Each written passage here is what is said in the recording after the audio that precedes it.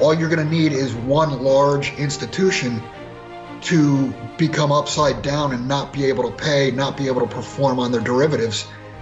And that will spread like wildfire. And I don't imagine it'll take more than 48 to 72 hours until everything comes down once the first major entity collapses and defaults. This is Kaiser Johnson with Liberty and Finance, and this is the Miles Franklin Weekly Special for January 31st through February 7th, 2023, while supplies last. This week we feature 2023 Austrian Silver Philharmonics at just $3.29 over spot per ounce. Frequently regarded as one of the most beautiful sovereign coins, the Austrian Philharmonic portrays instruments from the Vienna Orchestra on one side and the grand pipe organ from the famed Augsburg Golden Hall on the other, all in 3/9 fine pure silver with a face value of €1.5. These 2023 Philharmonics come 20 to a tube, 500 to a box, are just $3.29 over spot, and are IRA eligible. And if you'd like to learn more about a precious metals IRA, call us and we'll be happy to help you in that process. Our number for all orders is 1-888-81-LIBERTY. That's 1-888-815-4237. We're available after hours and on weekends, and we look forward to speaking with you. Welcome back to Liberty and Finance. We're always privileged to have this widely followed guest, Bill Holter, with a long list of credentials behind his name, including a long history of understanding what's going on Wall Street, market analyst, used to write for Miles Franklin, partnered with Jim Sinclair on JS Mindset for some time, now starting his own website at billholter.com. Joins us again this Tuesday, January 31st, 2023. Bill, thanks for coming back on Liberty and Finance. Thanks for having me back, Dunnigan. Whenever we have you on, our audience goes berserk because they are so hungry for someone who's got their boots on the ground and their head on straight and calls it like they see it. That's a scarce commodity these days. It shouldn't be. That's what men should do, and all of us should do. But you do it, and people are starving for that, and they're very grateful for your presence here. So thanks for being such a solid reference point that people can lean on in times of confusion. And believe, I know you know how much confusion is spun out there in the media, so people are looking for something real, and you bring that. So thank you for that. Our viewers really appreciate that. And I'll give you a chance at the end. Go ahead. I was just going to say, it's amazing that people are starving for like normal common sense. Yeah, that's absolutely true. And it's refreshing when I know you are a gold and silver broker for Miles Franklin MMI, and it's refreshing when you talk to clients who see things straight and they see what's going on. Their eyes are open and they're taking action to take care of business for their families. So you get a chance to relate with people like that every week, I'm sure, as do I. I want to talk to you today about something you talked about with Greg Hunter last week, which was the shrinking money supply. I won't even call it a money supply, the shrinking currency supply and credit supply in our country, the M2. And first of all, if you could just give people who might not have heard the term before a real quick understanding the difference between M1 and M2, base money, and then the next level of expansion of that, why that's important, and specifically why the unusual in recent decades shrinking of the currency supply and credit supply is going to be, cataclysmic to the unwinding of this Ponzi scheme that's been building up for 4 decades. Well, understand that any Ponzi scheme needs new, fresh money continually in order to pay back past investors. And that's really what the Western financial world is a Ponzi scheme. If you have read G. Edward Griffin's book, The Creature from Jekyll Isle, that's pretty much a playbook, and they've really gone by that. What they've done is they've gotten the Western world completely indebted to levels that have never been seen, no matter how you look at it, total amount, ratio, whether it be debt to GDP, debt to assets. The amount of debt outstanding now, and I've talked about this for quite a few years now, the debt outstanding is not payable. So what they've done is they've gotten the system totally indebted to a point where it's not payable. They've raised interest rates over the last 12, 15 months harder and faster than any other tightening cycle going back to 1982. And of course, that's when interest rates originally peaked. Now there's one more piece to the puzzle, and that's the money supply itself is shrinking. And if you go back, I don't think there's any time in history that the money supply has shrunk 5% over a 15-month period of time. I don't believe there's any, we even had any period of time over 12 months where the money supply was actually down. It's always risen. So what's happening now, a 5% pullback in the money supply, what that's going to do is that's going to starve the Ponzi scheme. And it will create a debt default domino series, if you will. That unwinding of the Ponzi scheme, can you help people understand why that can happen? This idea of you expand and expand based on people buying in, based on confidence in the layer that was already in there, and then when you start to have sort of that bottom of the pyramid pulled out, what that does to the whole pyramid.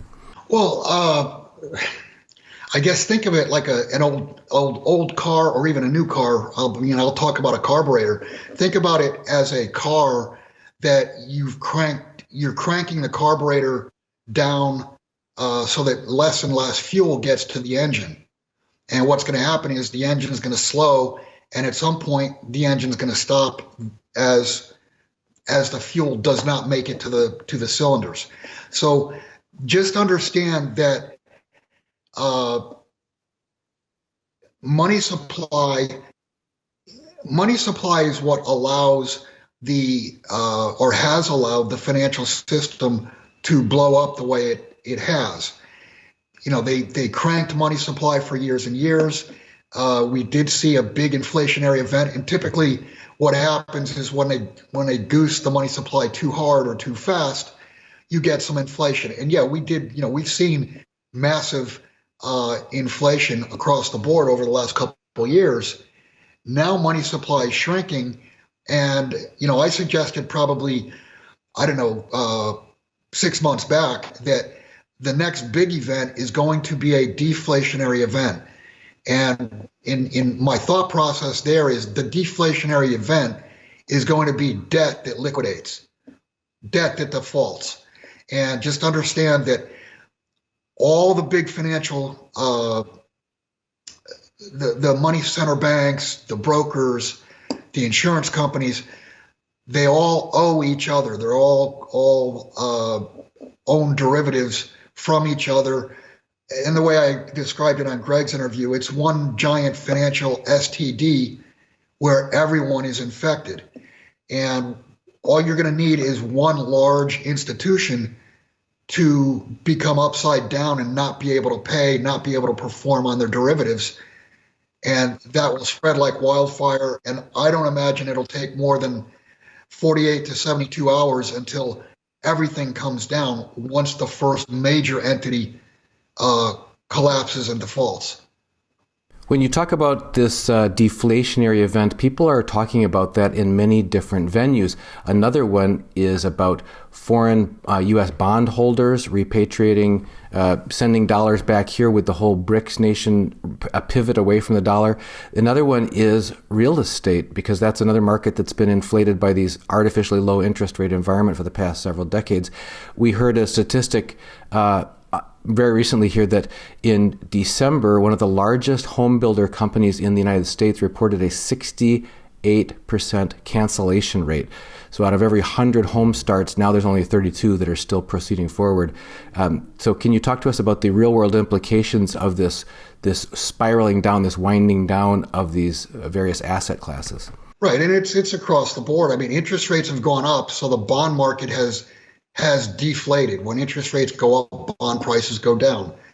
You've seen a lot of stocks come down pretty hard in value, and you've also seen in the real estate market, and it doesn't matter whether it's single-family homes, commercial, industrial, because interest rates have gone up, the amount of activity has declined drastically. And if you're a student of finance, you'll know that price always follows volume, and volume has collapsed. There's one other thing that you didn't mention there. I think it was back in December. There was a hedge fund, and I can't remember offhand now who it was, but there was a hedge fund, or maybe it was a ETF, I'm not sure. But what they did was they gated the redemptions. They had massive redemptions and they didn't have the capital to do it. So what they've done is, I think they've only given back investors maybe 10% of their money, and something like 40 or 50% has already been requested to exit, and they're stuck. Very reminiscent of 2008, 2009, when they started to gate the money markets. Yeah, people need to understand this. What you're talking about. Let's zoom into that for a moment. Gating. It's also called capital restrictions. There's other terms that have applied to that. But we received a informational, friendly card in the mail from Capital One about 3 years ago about an online checking high yield checking account we had with them, or savings account, and it said, hey, for your safety and for the protection of your account and for some other reasons, we will be implementing daily transfer or withdrawal limits at a time of our choosing and an amount that we determine is necessary, and it's for your safety and protection and convenience, and on it went. And we closed that account like that and got the money out of there. So if people haven't heard about these capital controls, can you describe how they can impact ordinary people who are trying to get their life, trying to do what they need to do with their funds? Well, I mean, it's pretty simple. If you think you have a balance, pick a figure, $100,000, and the account becomes gated, you might only be able to get 5 or 10,000 of it out. It may take you, if they stay solvent, it may take you 2 years, 3 years or more to get all your money out. So what they're doing is they're making your capital illiquid. And that's one of the reasons that we've spoken for so long regarding get out of the system. You don't want intermediaries between you and your money. I mean, what good is your money if you can't get to it and you can't use it? It's worthless. We did an interview with an expert from the banking industry a few years ago entitled "Nothing in the Bank is Yours." And we talked about the Dodd-Frank Act of 2010 and the changes that it wrought. Do you want to highlight some of the key points of that new law that's in effect right now that most people aren't even aware of? Yeah, the biggest point is that when you deposit, and I'm using the word deposit because that's what people think they're doing. When you deposit money into the bank, you're not depositing it. What you're doing is you're lending the bank your money, and it becomes their money, because they've borrowed it, and it is then on the bank's balance sheet. Should the bank get into trouble, it's not your money, it's their money, and that becomes part of the bankruptcy proceeding. So just understand that when you put money or give money to your bank, it's no longer yours, it's theirs for your benefit. And as long as times are good, you'll be able to get to it, and when times are not good, you won't. Yeah, and you mentioned there you'll be able to get to it, but what that means, there may be restrictions, gating or capital controls or whatever, and what good is it? That's one of the big fears that people have about the looming prospects of a central bank digital currency, CBDCs, is that there is no not being in the bank then. Everything is in the system. You can't pull anything out of the system. But how different is that from a bank that won't give you what's yours? I guess the only difference is the banks at this point can't tell you, well, you did an interview with Dunnigan Kaiser, so your account is shut off. In a CBDC, central bank digital currency, basically the government can shut you off. So, based upon anything, based upon your beliefs, based upon what websites you go to, based upon what you say, based upon anything they say. So in essence, like we said before, that money's not your money. And people need to understand that the bank isn't just holding it on your behalf. They've lent it out, and sometimes at much more risky things than you would ever have considered prudent for your household. Okay, so there's 2 points. Let's talk about that, and let's talk about, but I shouldn't have to worry because the FDIC's got my back, right? So first, let's talk about that first one, that what the bank is doing with your quote-unquote money that you loaned them without your knowledge. Well, there's no telling. I mean, you'd have to look at the bank's loan portfolio to see how and where they've lent the money. But understand that the bubbles that have been created via the use of debt. Well, where did that debt come from? It came from the banking system. So, in the instance of a home, a home that was 20 years ago, 150 or 200,000, now it's $500,000, $600,000, $700,000. The bank's lending on that, and they may only require a 5% deposit. So one teeny tiny hiccup wipes out the equity, and you've got homeowners like they've done in the past. You've got homeowners that will just walk away from the house, and the bank is stuck. They've lost whatever they've lent. And that obviously affects their bottom line. It affects their balance sheet because it is a loss. When you mentioned the unwinding of the sort of this derivative Ponzi scheme that can be triggered by something like the shrinking of the M2 money supply, which is where we started this, when you start pulling the bottom out, you're draining the tub and there's nothing to support this froth that's been built on top of that. That can affect many different markets.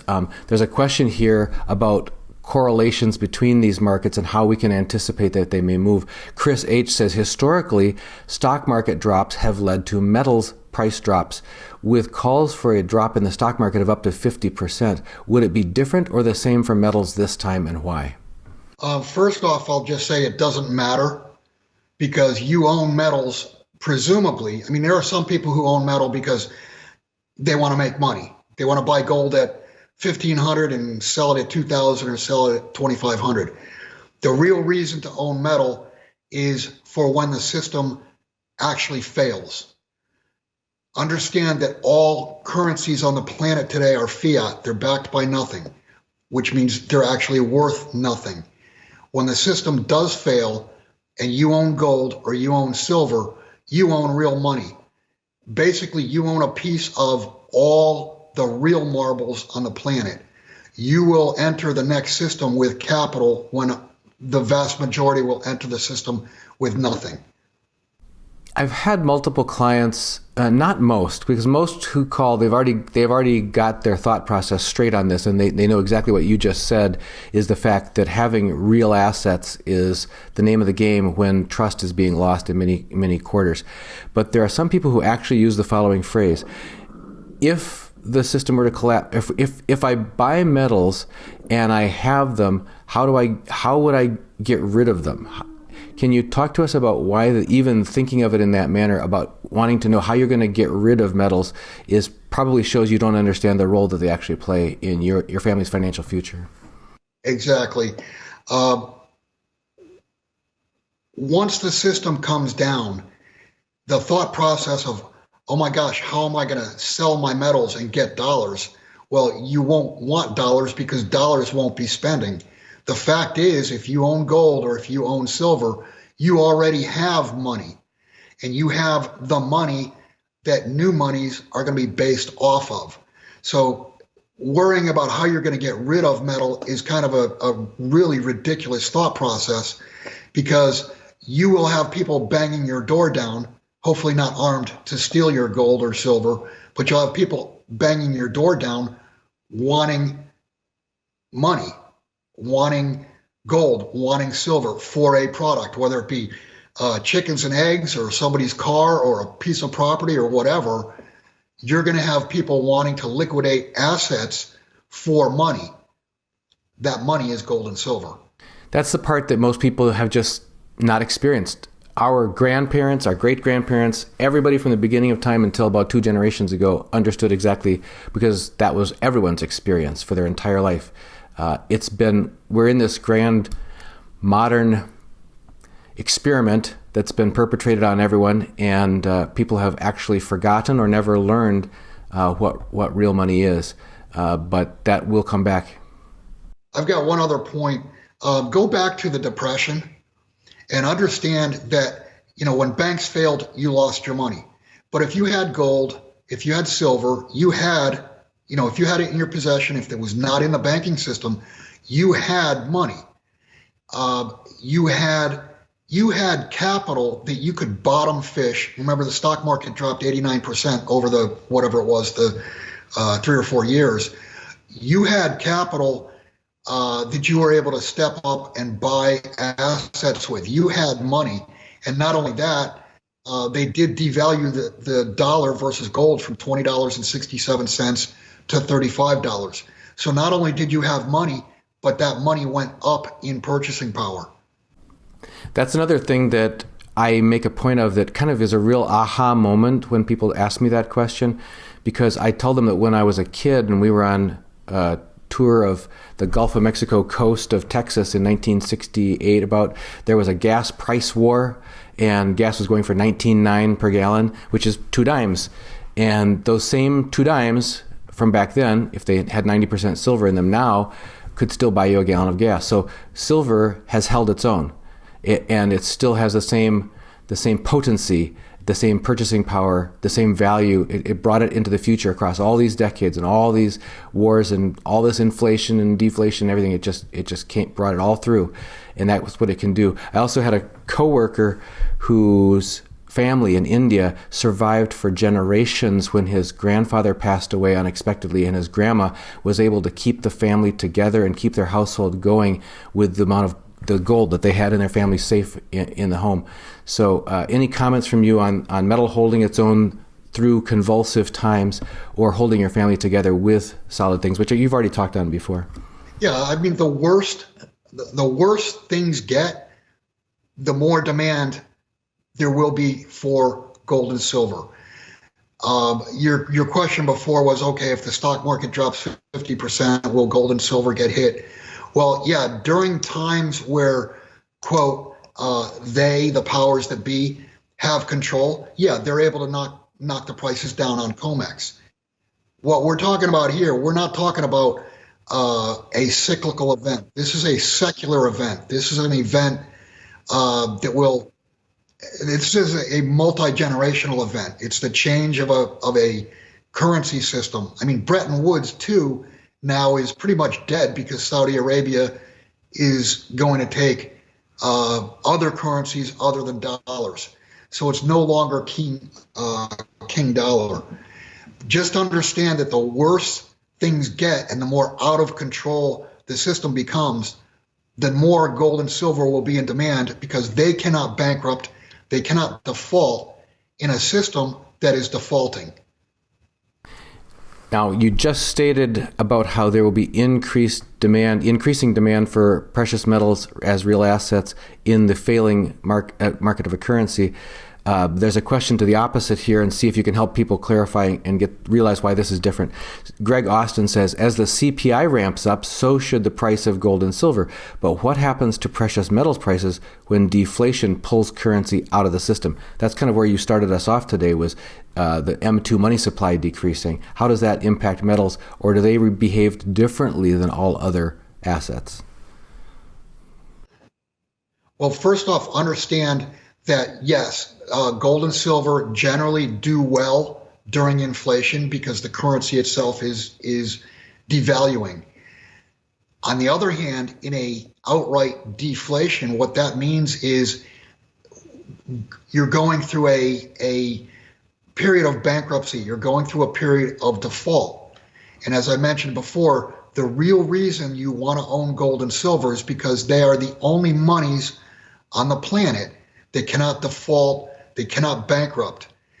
So you're going to have people that are looking to become liquid because they've lost their liquidity in the paper system. They're going to be selling assets for gold and for silver. And what that will do is that capital from assets being sold for the purchase of gold and silver, that's going to explode the prices of gold and silver to levels at this point, unthought of, because they can't bankrupt.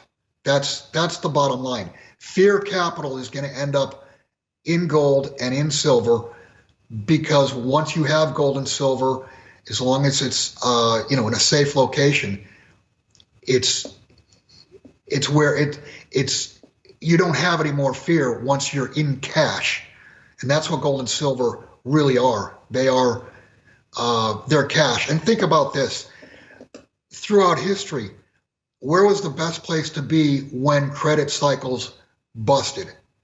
The answer was cash. The thing is, prior to 1933, cash worldwide was gold and was silver. And from 1933 on, then these currencies became derivatized, if you will, off of gold and silver. It was the current money system that's fiat is basically a bastardization of real money, gold and silver. Those used to be the roots, and now there's no connection whatsoever, to the point where gold and silver are the paper currencies. They're the exact opposite of paper currencies. What about, and we talked about this earlier, what about people who think, oh, my deposits, which aren't really deposits, they're loans, in the bank are fully protected by the FDIC, so I've got nothing to worry about? I guess my first thought is the vaccines were safe and effective, weren't they? They told you that, and they've told you FDIC's got you covered. I don't know exactly what the number is, but I think it's like a quarter of 1 cent for every $100 is what the FDIC actually has in reserves. And then you'll hear, oh, well, the FDIC can borrow from the government, from the Treasury. Well, okay, so FDIC can borrow from the Treasury, but the Treasury is insolvent. So what's your point? The bottom line is they would have to print dollars to oblivion to make good on the accounts themselves. And you'd see today's dollar at less than, with purchasing power of less than 10 cents on today's dollar. We've got a question that I think a lot of our viewers and myself are all going to be curious about, and it has to do with how you got into this arena in the first place. Business Pins asks, Bill, what inspired you to become a precious metals investor, or what inspired you to become a contrarian at least? It's an interesting question, and it goes back to the very first class I had in college was Economics 101. The first book I opened was Economics 101, and on the very first page, and I remember exactly where it was at the bottom of the first page, and it ran into the back of, to page 2, and it said, we don't, and I think this was a Keynes book, I'm not sure. It said, we don't know why the Great Depression happened, but we do know it can never happen again. And when I read that, I was like, this is stupid. And it set me off on a mission to find out what really happened in the Depression. And I just, from there, just researched and understood, came to a basic understanding that it was a credit event. So I learned more about credit. When I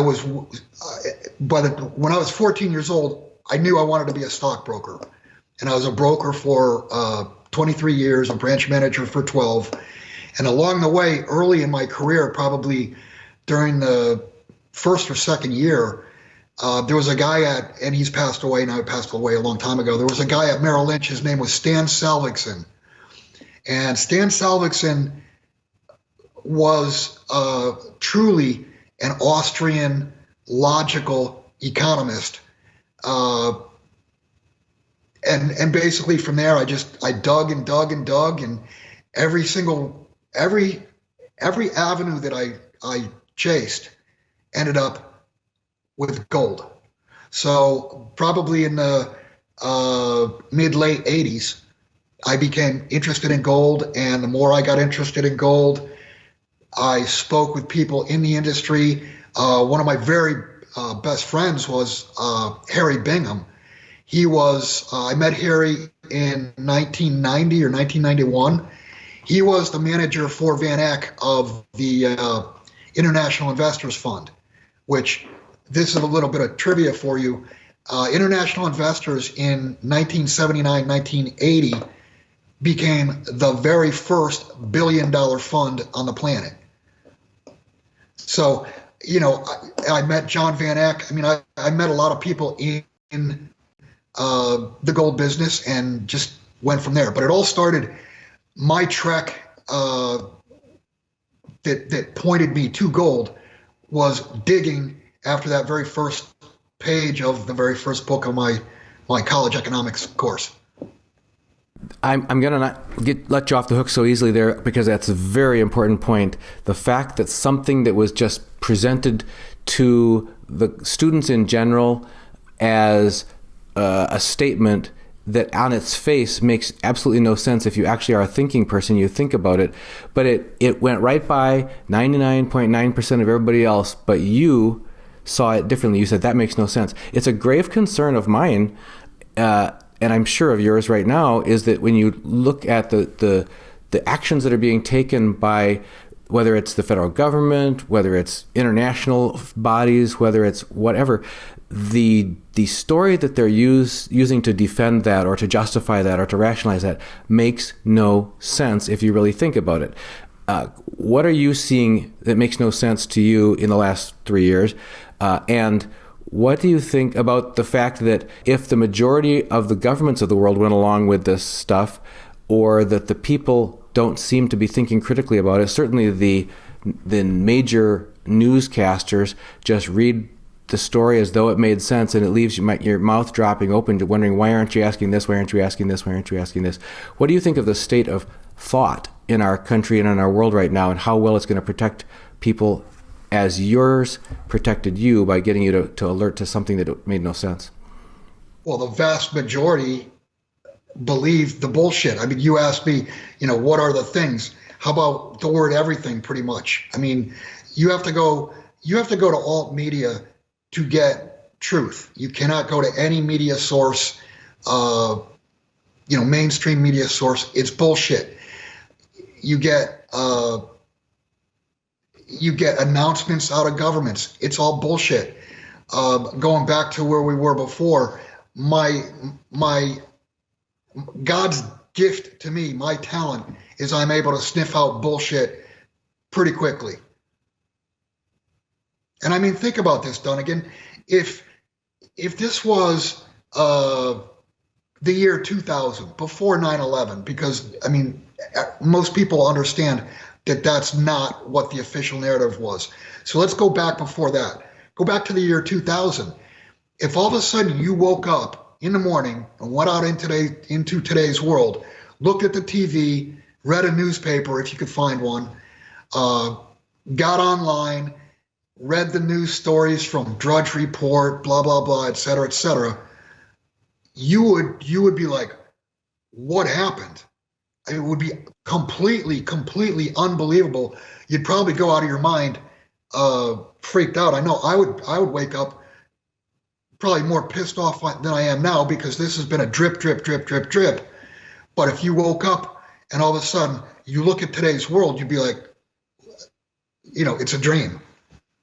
I mean, think about this. You have city councils that are mandating that they put tampon dispensers in men's bathrooms. It's ridiculous. Everything's ridiculous. We have some questions from viewers who have already decided that they're going to accumulate real assets, such as precious metals, and they're wanting to think clearly about the trade-offs of holding it personally. And you touched briefly on that earlier in this conversation about protecting your own stuff and having your own assets with nothing between you and your assets, versus storing some of it in a depository. One of these questions is very specific, and if you want to address the specific question, that's fine. But if you want to talk in general about a strategy about storage, low blood pressure says, what do you think of the Texas Bullion Depository? Is it free from federal confiscation? A lot to unpack in that question, but before we get to the specifics, or if you want to hit it first, that's fine. What about storage in general? As far as the Texas depository, it's fairly new. It's only, 2 years old, 3 years old, something like that. I know very little about it. I would suspect, and I have no way of knowing, but I would suspect that the state of Texas would prevent federal agents from coming in. I mean, if we got to that point, you're probably looking at a fracturing of the country. And I think Texas would stand up for Texas, but I have no proof or knowledge that that's fact. As far as storage is concerned, I tell everybody that you should have at least one bag of junk silver on hand per person in your household. Gold is easily stored. I mean, you could store $1 million in a couple shoe boxes and, bury them, hide them, whatever. As far as silver is the better buy because of the ratio, the problem is storage. So if you've got $1 million or 5 million or whatever, you probably do want to store. You may want to store in 2 places or 3 places, diversify your risk. I mean, there's really no guarantee because you could have all that silver at your home and, your home is invaded. Somebody sticks a gun to your wife or your children's head and you're going to give them the metal. So you want to diversify where you hold it, but you want as little between you and your metal as possible. And, the nature of the beast is if you're going to store, you have to store at an institution, but make sure it's a non-bank institution. Do you have any insight into people's concerns about, because the other thing was the word confiscation in there. People are concerned about the potential for confiscation. You already clarified what happened with gold in 1933. Some people say it's not proper to actually call that confiscation because people were compensated in dollars that were about to be devalued. At $20.67. And then, just a month or few months later, they raised it to 35. So it was a 70% move. So, where we're going with that was, what about current and future risks of government confiscation of precious metals? People are concerned about confiscating a lot of things: their money in the bank, their weapons, their potentially their precious metals. What are your thoughts, and and I know that nobody has a crystal ball, but what are your leanings based on your experience about that topic? I don't think that silver will be confiscated. However, that's why you would want to own either junk silver or silver eagles. They're U.S. mint lineage. It would be harder to confiscate U.S. mint lineage than it would be bars or kilos or rounds or maples or Krugerians or what have you. As for gold, there very well may be a confiscation, and it's the same thing.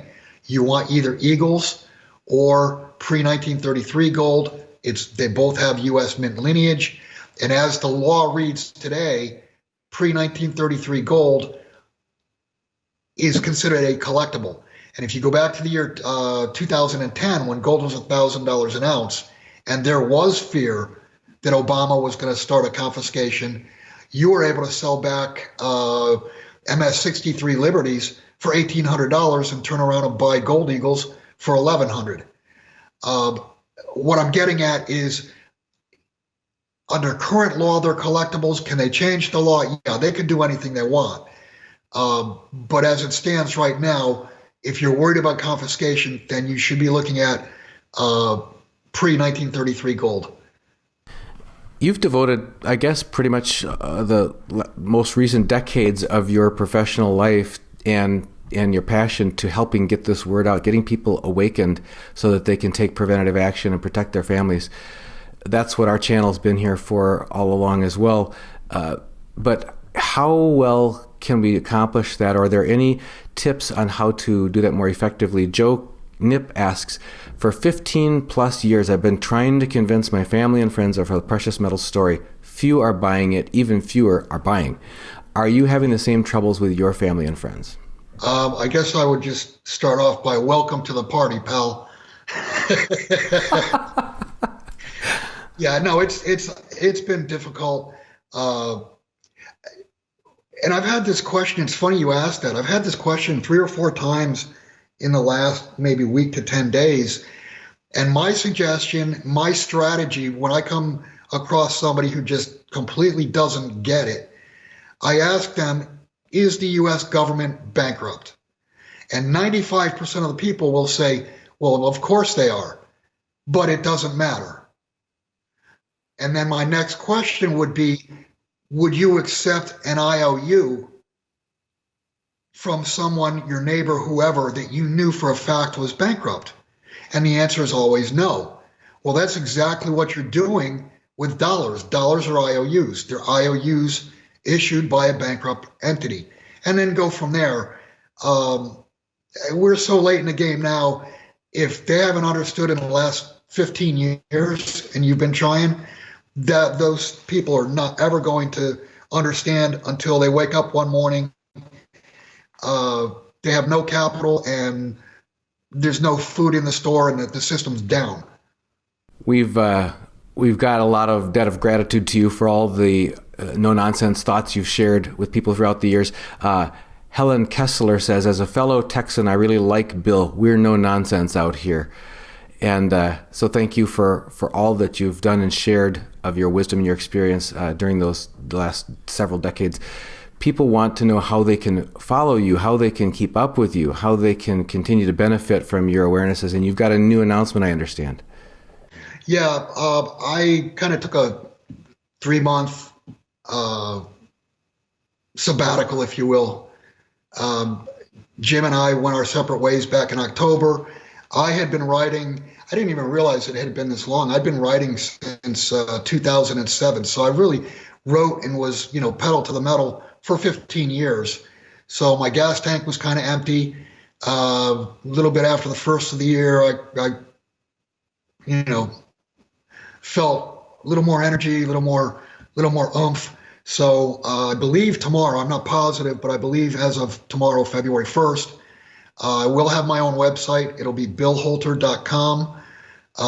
There will be a way to reach me through the website. And I put this out there. My email, if you have questions, is bholter@hotmail.com. Well, we're looking forward, as are our viewers, to seeing your new website, billholter.com. So we'll check that out on February 1st and later.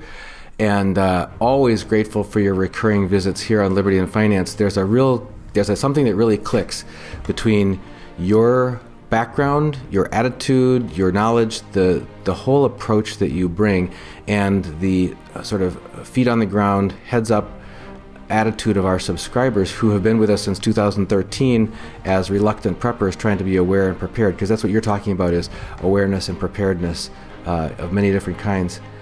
There's so much more. I wanted to talk with you more about real estate and so on. We'll have to have you back again soon, and we look forward to that. And just, Bill, always grateful for your joining us here on Liberty and Finance. And if you have any parting thoughts for our viewers? I guess I would just say do the best you can. That's all you can do. Bill, thanks for joining us. Thank you, Dunnigan. Miles Franklin Precious Metals is one of America's oldest and most trusted bullion dealers. Miles Franklin is A+ rated and accredited by the Better Business Bureau, licensed and bonded, and has 0 complaints ever registered. Here at Liberty and Finance, we are licensed brokers with Miles Franklin. To order, simply call us, discuss your needs, and we can let you know our live inventory, prices, and availability, and lock in your order over the phone. Once your order is locked, the price is held for you regardless of market fluctuations, and the metals are reserved for you awaiting your settled payment. Within 1 business day of ordering, you will receive an email invoice detailing the order and payment instructions. Miles Franklin accepts payments by bank wire, ACH or electronic check, money order, check mailed priority mail, and cryptocurrency. The fastest forms of payment are bank wire and cryptocurrency. Upon settled payment, metals will ship out within 3 to 5 business days. You will receive tracking information via email. Domestic shipping charges are $15 for any order under 500 ounces of silver or 10 ounces of gold. For orders larger than that, domestic shipping is free. The package will be boxed, fully insured, and labeled discreetly, with no indication of the contents inside. For your privacy, the name Miles Franklin will not even be on the package. To talk to myself, Kaiser, my brother Elijah, or my father Dunnigan, call 1-888-81-LIBERTY. That's 1-888-815-4237.